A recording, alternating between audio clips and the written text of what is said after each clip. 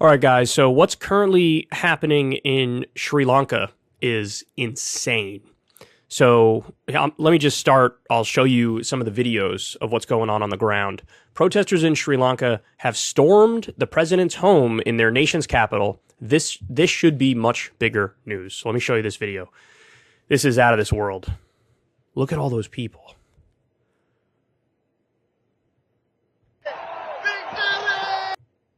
Look at this. Look at this. Look at all these people. They literally did like a 1, 2, 3 charge thing. Wow. Yeah. Now, we're going to get into why this happened, how this happened, etc. Let me give you one more video of this.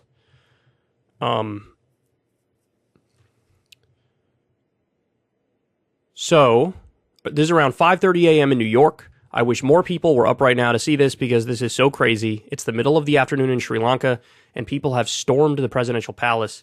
So, again, you get an even better camera angle of all the people that are out there. Look at this. Wow.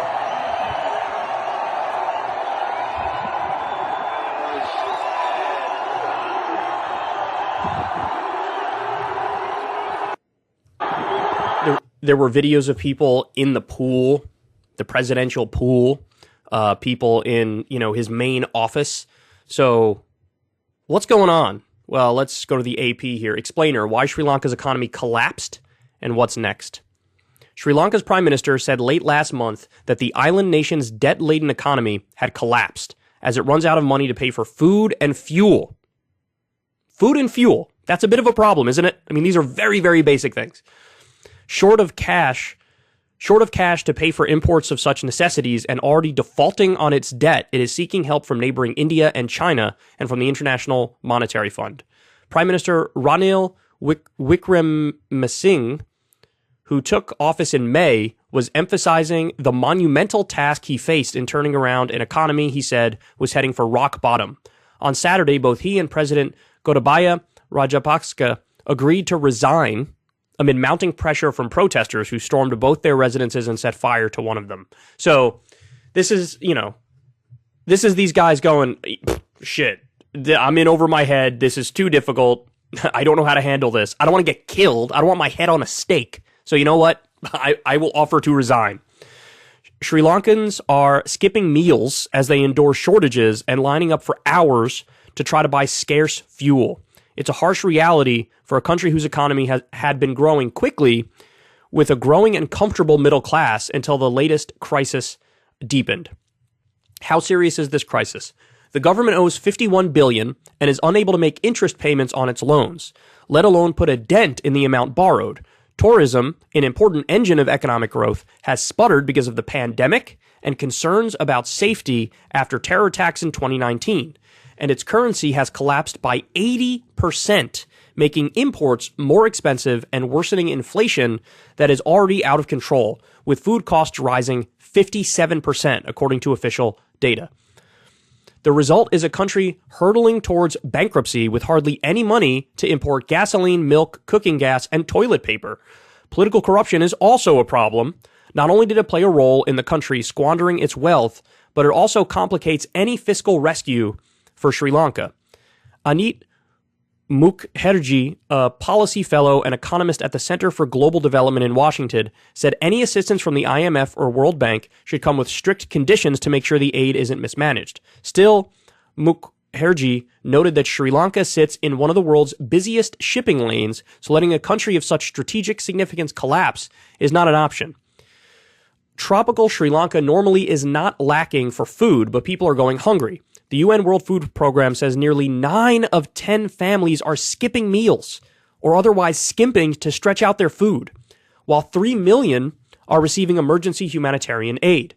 Doctors have resorted to social media to try to get critical supplies of equipment and medicine. Growing numbers of Sri Lankans are seeking passports to go overseas in search of work. Government workers have been given an extra day off for 3 months to allow them time to grow their own food. In short, people are suffering and desperate for things to improve. Why is the economy in such dire straits? Economists say the crisis stems from domestic factors, such as years of mismanagement and corruption. Much of the public's ire has focused on President Rajapaksa and his brother, the former prime minister. The latter resigned in May after weeks of anti-government protests that eventually turned violent. Conditions have been deteriorating for the past several years. In 2019, Easter suicide bombings at churches and hotels killed more than 260 people. That devastated tourism, a key source of foreign exchange. The government needed to boost its revenues as foreign debt for big infrastructure projects soared, but instead, Rajapaksa pushed through the largest tax cuts in Sri Lankan history. The tax cuts were recently reversed, but only after creditors downgraded Sri Lanka's ratings, blocking it from borrowing more money as its reserves sank. The tourism flatlined again during the pandemic. In April 2021, Rajapaksa suddenly banned imports of chemical fertilizers. The push for organic farming caught farmers by surprise and decimated staple rice crops, driving prices higher. To save on foreign exchange, imports of other items deemed to be luxuries were also banned. Meanwhile, the Ukraine war has pushed prices of food and oil higher. Inflation was near 40% and food prices were up nearly 60% in May. So by the way, the thing they did about chemical fertilizers, I read that led to a decrease of about 50% of the crop, which is like they have half the food. They have half the food. People are starving. Inflation is skyrocketing. They also did a whole bunch of fuckery with their currency. They pinned their currency to the dollar, but the market value of the currency was not reflected in what they pinned it at. And that led to everything getting out of whack, which exacerbated the crisis as well. So this is like, and this is literally the language that's being used by global officials. They say it's like the perfect storm, which is now leading to the collapse. Why did the prime minister say the economy had collapsed? The Stark Declaration in June, this guy's in his sixth term as prime minister, threatened to undermine any confidence in the state of the economy and didn't reflect any specific new development. The prime minister appeared to be underscoring the challenges facing his government as it seeks help from the IMF and confronts criticism over the lack of improvement since he took office weeks earlier. The comment might have been intended to try to buy more time and support as he tries to get the economy back on track. The finance ministry said Sri Lanka had only $25 million in usable foreign reserves. That has left it without the wherewithal to pay for imports, let alone repay billions in debt. Meanwhile, the Sri Lankan rupee has weakened in value to about 360 to the US dollar. So by the way, they pinned it at 150 and they kept it there even when the real market value was 200 or 250. That makes costs of imports even more prohibitive. Sri Lanka has suspended repayment of about $7 billion in foreign loans due this year out of $25 billion to be repaid by 2026. So they say, what is the government doing about the crisis? So far, Sri Lanka has been muddling through, mainly supported by $4 billion in credit lines from India. An Indian delegation came to the capital, Colombo, in June for talks on more assistance. But the president warned against expecting India to keep Sri Lanka afloat for long. Sri Lanka pins last hopes on the IMF, read a June headline in the Colombo Times. The government is in negotiations with the IMF on a bailout plan. And the president, I think that's the prime minister, said he expected to have a preliminary agreement later this summer. Sri Lanka has also sought more help from China. Other governments like the US, Japan, and Australia have provided a few $100 million in support. Earlier in June, the United Nations launched a worldwide public appeal for assistance. So far, projected funding barely scratches the surface of the $6 billion the country needs to stay afloat over the next 6 months. To counter Sri Lanka's fuel shortage, the prime minister told the Associated Press in a recent interview that he would consider buying more steeply discounted oil from Russia. So again, perfect storm of crises. So many things went wrong at once. And now the economy is collapsing and the government is imploding and is in exile now, by the way, because they ran away when the presidential palace was getting stormed, actually just before that. But now, look, Sri Lanka is not the only one. Just so everybody understands what we're dealing with now with this global economy, which is in crisis. It's in crisis. I mean, the problems, the recent problems really started with the pandemic, where, that has lasting effects. when you have a global pandemic, all these people die, various countries go into lockdown. There are going to be all these economic hiccups as a result of that. And so let me show you guys this. So the same thing is happening, or not the same thing. It's not fair to say that. A very similar thing is happening now in Albania. So this tweet says, Sri Lanka, Holland, no, Albania. Massive protest in Tirana, Albania against rising fuel prices, food prices, and against government corruption. So look at this. Look at this. Look at all these people. Again, this is in Albania. So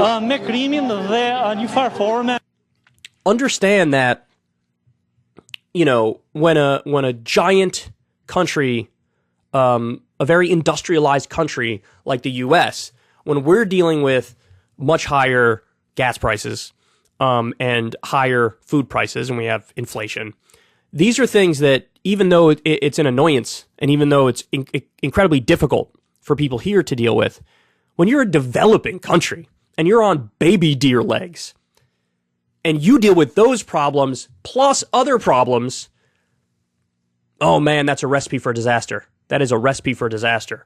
So, it's happening in Albania. There's a number of places where, the other thing is they think Pakistan might be next too. Pakistan is experiencing, a crisis that in some ways is comparable to what's happening in Sri Lanka. And so you might have, a huge issue there bubble up very soon. So let's all hope that the countries and the governments don't start falling like dominoes here. But it looks like that might be the case. And again, there's no one individual thing you could point to say, well, this is how we got here.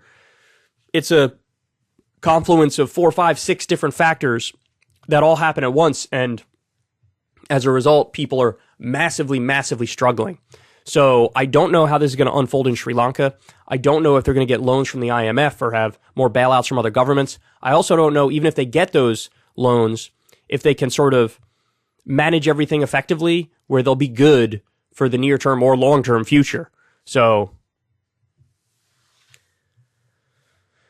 looking at these collapses, it doesn't bode well for the future. I'll say that. If you want to see me and Crystal Ball interview legends like Noam Chomsky, Cornel West, and more, subscribe to Crystal Kyle and Friends on Substack. $5 a month gets you the video version a day early. Remember, we take 0 ad dollars for this podcast. Or you can sign up on Substack for free and get the audio version a day later. Link in the video description box below.